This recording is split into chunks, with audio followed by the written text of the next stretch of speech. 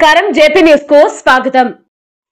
తిరుపతి జిల్లా డక్కిలి మండల ప్రజలకు ఎస్ఐ శివశంకర్ సీసీ కెమెరాల ఏర్పాటుపై గ్రామాలలో అవగాహన కల్పిస్తున్నారు।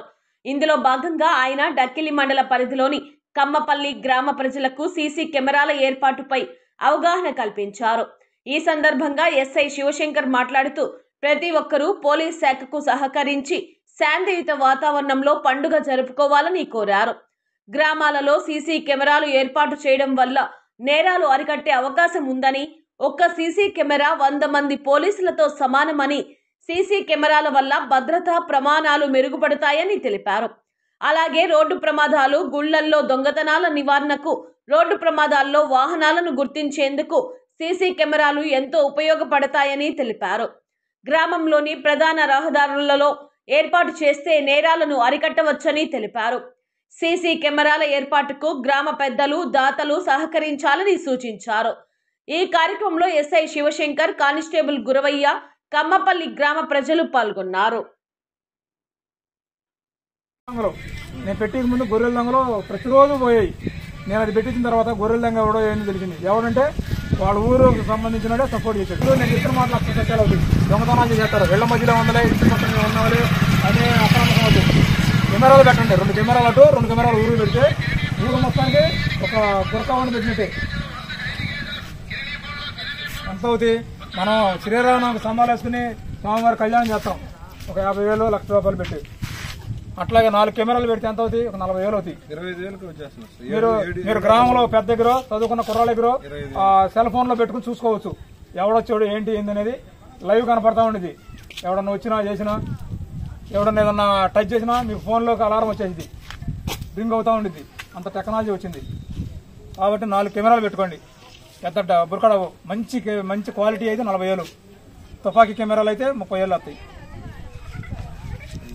ఆ మాటనే మీరు పెట్టుకున్నారంటే మీకు ఆ ఉపయోగం, ఆ ఫలితం తర్వాత తెలిసింది। కాలం కోరి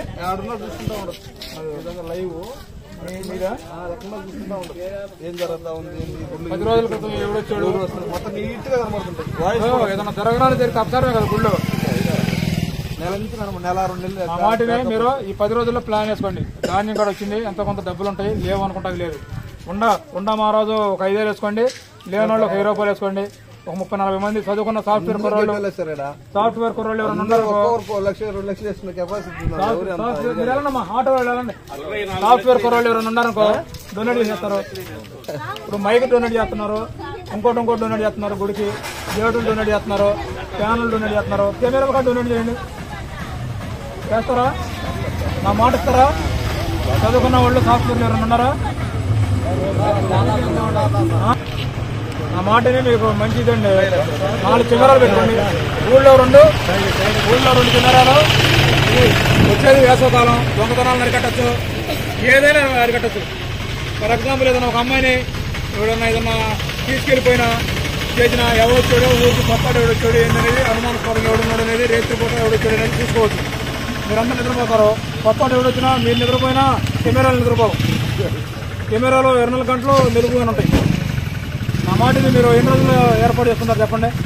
అంతా ఉన్నారుగా విలేజ్,